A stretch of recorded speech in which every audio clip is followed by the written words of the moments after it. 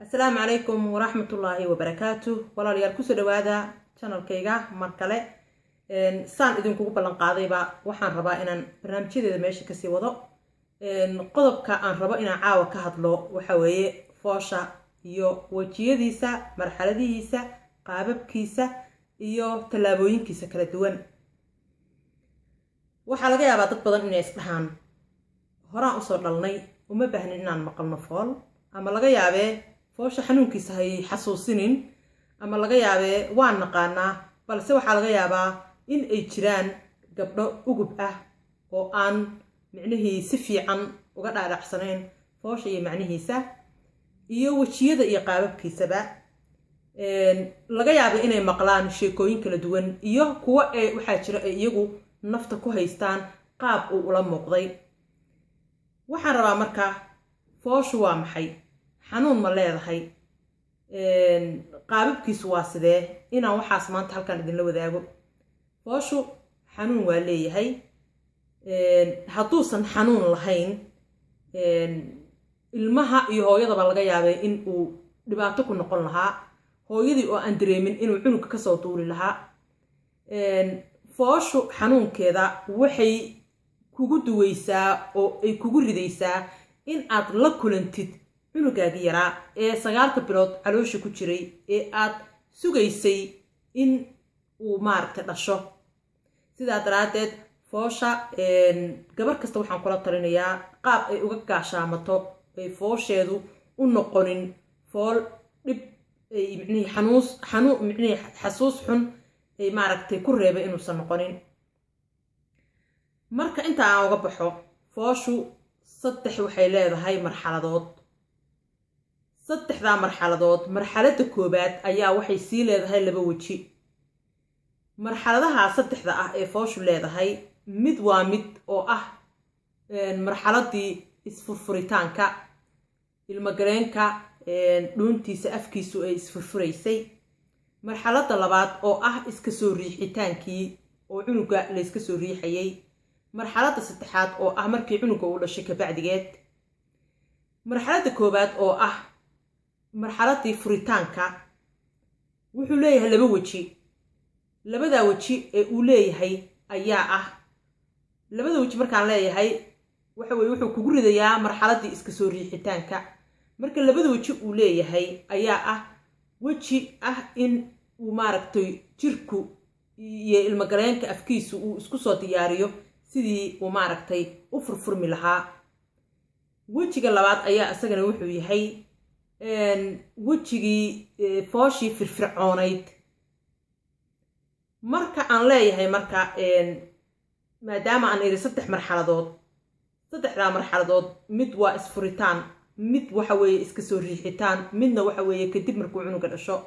midka isfuritaanka ah wuxuu leeyahay laba waji oo ah fool micnihii nacas ah oo aan fool rasmi ahayn iyo fool firfircoon oo maaragtay shaqadeedu ay firfircoon tahay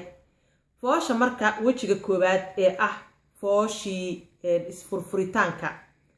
waa tan qaadata waqtiga dheer gabadha maaragtay xanuun waxa iska hayo kala dheer oo maaragtay quwadiisu adkayn oo maaragtay ayaa haya waana dabiici inay waqti dheer qaadato qof walba hooyo kasta jirkeedu waa gooni dadkoo dhan isku si micnihii uma wada qabato uma wada hayso qaar baa dhaqso micnihii ay ku noqotaa oo ah hooyada wax badan ilmo soo dhashay way ka dhaqso badan tahay hooyada maaragtay ugubka ah ee cunugii koobaad sida jirka bini aadamkuna waa kala duwan yahay marka wajigaas koobaad ee ah wajigii fool isu diyaarinta ee jirku uu fooshii rasmiga ahayd isu diyaarinayay waxay qaadan kartaa 12 saacadood 12 saacadood 18 saacadood 20 saacadood gabadha ugubka ah ilaa iyo 20 way ku qaadan kartaa gabadha ugubka way ka micnihii ay daahsiimo badan tahay gabadha hore u soo dhashay marka qaybtaas maxaa lagaaga baahan yahay inaad samaysid waqtiga dheer qaadanaysa awalan gurigaaga ayaad joogaysaa oo aad ku soo dhamaysanaysaa waqtigaaga haddii markaas aad u baahan tahay ee aad fahmi weydidna isbitaalka ayaad la xiriiri kartaa waa tegi kartaa waa is soo kontrooli kartaa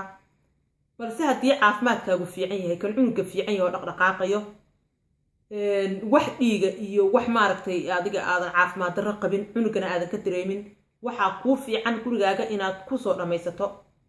maadaama qaybtaas ay waqti badan qaadato adigana isbitaal haddaad tagtid ay dhib kugu noqon karto marka waxaa lagaaga baahan yahay inaad wax cunto inaad wax cabto haddii abateedku kaa xiran yahay wax yar cun waxaa lagaaga baahan yahay inaad nasato oo seexato marka aad nasatidna aad kacdo oo aad dhaqdhaqaaqdo oo aad soo socsocotid oo gurigaaga howl aad ka qabsatid waxaad sii diyaarsan kartaa cunadii aad isbitaalka u qaadan lahayd waxaad diyaarsan kartaa markaad isbitaalka kasoo baxdid cunno inay guriga kuu taalo waxaad samaysan kartaa wax aad dadka kusoo dhaweysid howl ayaa isku madadaalin kartaa haddaysan kaa haynin hawshaas naso oo ama soo socsoco wax akhriso tvgaaga fiirso ha lagu riiriixo ha lagu masaajeeyo qubayso ama barkada gal oo maaragta biyo qandaca ku shubo ama qubays caadiya qubayso waxyaabo badan oo isku madadaalin kartid aad samayn kartaa xanuunka ha ilaalinin wejigaas koobaad ee ah wejiga ugu dheer ee saacado badan qaata foosha uma baahnid inaad ilaalisid oo dhegta aad ku haysid xanuunka ku qabanaya ismadadaali wax kale isku madadaali meelaha aad jeceshahay ayaa tegi kartaa hadday meel xeeba tahay hadday meel biyo yaaliin tahay wax allaali wixii markaas adiga aad jeceshahay ayaad samaynaysaa markaad ka soo baxdid qaybtaas wejigaas koobaad ee wejiga fool isdiyaarinta ah 3 ilaa 4 sentimitir ee ugu horeeya ayaa furma waxaa laga yaabaa dad badan inay isweydiiyaan meeqa sentimitir ayaa furmi kara ilma galeenka sida la sheegay 10 sentimitir ayaa furanta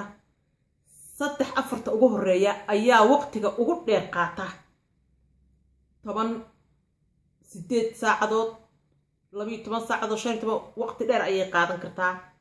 gabadha horey u soo dhashay waa laga yaabaa in ay ka dhaqso badan tahay gabadha ugubka ah marka hadba adiga wixii aad dareemaysid adaa garanaya xanuunka ku haya noocyadiisa waxaad adaa dareemaya qof kale ma dareemayo sidaa daraadeed waa in aad maaragtay aadan dhegta kaliya ku haynin xanuunka adoo xataa cunugaaga inuu nuuxsanayo xataa og oo garanayo caafimaadkaaga fiican yahay in aad gurigaaga waqtiga ku dhammaysato wejigii labaad ayuu kugu ridayaa oo ah 3-4 sentimitir ilaa 10 sentimitir ee markaas lagu dhalo taas xanuunkii wuu iskaga soo dhawaaday intii hore marba marka dambaysa wuu soo dhawaanayaa joogto ayuu kuu qabanayaa halka maroo lagu qabto lagu qanjirufto cabaar ayuu ku haynayaa halka tii hore wejigii koobaad ee isdiyaarinta ay qanjiruufada aan cabaar lagu haynaynin waqtigiisuna uu kala fogfogaa joogtana uusan ahayn kan si joogto ayuu kuugu imanayaa fooshaan wejigan labaad ee ah fooshay firfircoonayd 10 sentimitir waxaa laga yaabaa in lagu qabto 3 daqiiqo 3 jeer ama 4 jeer 10 kastoo daqiiqo 3 jeer 2 jeer 3 jeer 4 jeer marka dambaysa way soo isku soo dhawaanayaan markii 10 daqiiqo 3 jeer haddii aad tahay hooyo wax soo dhashay 10 daqiiqo markii 2 jeer lagu qabto oo si joogto ah lagu qabto ee ahayn inta hadda lagu qabto haddana ay hadhow kala dheeraanayso aysan ahayn ee joogto lagu qabanayo waa inaad markaas isbitaalka la xiriirtid ama aad tagtid si loo ogaado marxaladaada iyo micnihii fooshaada gabadha ugubka ah markaas 10 daqiiqo 3 jeer camal ayaa markaas la qaban karaa oo ay markaas iyaduna ay isu diyaarin kartaa foosheedii mar walbana xiriir la samee umulisadaada iyo dhakhtarkaaga waxaan aan sheegaya kaliya ha ku kalsoonaanin mar walba waa in haddii hadba maaragtay saad isleedahay markaan camal waa inaan waco ama markaan camal waa inaan baxo waa inaa baxdid laakiin mar walba ogow foosha wejiga koobaad ee ah fool isdiyaarinta jirkaaga ilma galeenkaaga uu isku diyaarinayo fooshii rasmiga ahayd waqtigaas guriga kusoo dhammayso haddii aad wax dareemi weydi waa tegi kartaa mararka qaarkood iska bax ayaa lagu dhihi karaa guul ayay kuu tahay maxaa yeelay heerka aad gaarsiisan tahay ayaad soo ogaatay okay wejigii labaad oo ahaa tii firfircoonayd 10 sentimitir ayaa markaas ku furmaya waxaan gelaynaa marxaladii ahayd marxaladii iska soo riixitaanka marxaladii iska soo riixitaanka waxa ku qabanaya waa markii 10 sentimitir ay furmaan hooyooyin badan ayaa mataga oo waxay ku matagaan kafka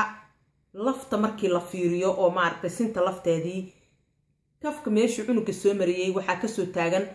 laba laf ayaa uga soo taagan oo ah sintii labadaas laf markii cunugu uu agagaarkiisa soo maray ayaa hooyada matag qabanaya waxay ka mid tahay calaamadaha lagu garto fooshi in ilmuhu maaragtay adigu saacadahaas dhalanayo marka ay markaas cunugu uu soo baxo funaanada aan qabno funaanada badan ayaa laga yaabaa in dad badan ay qabaan qoor leh markii aan gashanayno si xooga ayaan usoo gashanaa funaanadaas oo kale weeye maxaan ku dhahayo ilmo galeenka dhuuntiisa ama afkiisa saas ayuu cunugu uga soo baxayaa marka uu cunugii wuxuu soo marayaa uu ka soo baxo wuxuu soo marayaa kanaalkii farjiga ka bacdigeed ayuu soo baxayaa markii cunugu uu soo baxo ka bacdigeed ee hooyada xabadka ay saarato oo ay caraftiisii macaankiisa aragto cunugeeda xuduntii dhiiggii ay shubmayaan ayadoon laga goynin ay hooyada kuleelkiisii iyo ay is arkayaan iyo ay markaas bilaabayaan xiriirkooda inay meeshaas ka bilaabaan ka bacdigeed waxaa harsan oo hooyada caloosheeda ku harsan weli ma dhammaanay foosheedii in ebidii ama mandheertii ay soo baxdo sida cunug ay soo micnihii riixayso kaleeto ayuu u qabanayaa markaas waa laga soo caawinaya waa laga soo jiidaya iyadana waa inay iska soo docato markaas ka bacdigeed ee ebidii bannaanka timaado ee la fiiriyo ebidaas ama mandheertaas la fiiriyo inaysan waxba ku harsanayn hooyada caloosheedii ay dhan tahay ka bacdigeed waxaa la fiirinayaa hooyadii gudaheedii inay isjaratay inay iskoosatay iyo wax lamid ah wixii la toli kara markaas waa la tolayaa hooyadii cunugeeda markaas waa inay iyadu naaska u dhigato oo ay meeshaas isku bartaan ka bacdina waa inay soo kaadiso oo ay musqusha tagto foosha marka aan rabay inaad u ogaatiin qaabkeeda iyo say u dhacdo inay sidaas yihiin marxaladahaas inuu marayo saddexda ah ee ah marxaladii isfurfuritaanka marxaladii iska soo riixitaanka iyo marxaladii ka bacdigeed markay hooyada dhashay ka bacdigeed wixii la sameeyay marxaladii koobaad ee ahayd isfurfuritaanka labadaas weji ayuu leeyahay weji oo kan koobaad ah oo ah wejigii isdiyaarinta fool isu diyaarinta taasoo waqti dheer qaadata minkuna uu furmo 3 ilaa 4 sentimitir 3 ilaa 4 sentimitir ugu horeysa ayaa ugu maaragtay dheer waqtiga ay qaadato 4 ilaa 5 iyo 6 markaas wixii loo soo gaaro way sidii tii hore oo kaleeto ma noqonayso sidaas oo kaleetana qof kasta jirkiisu waa u gooni hooyo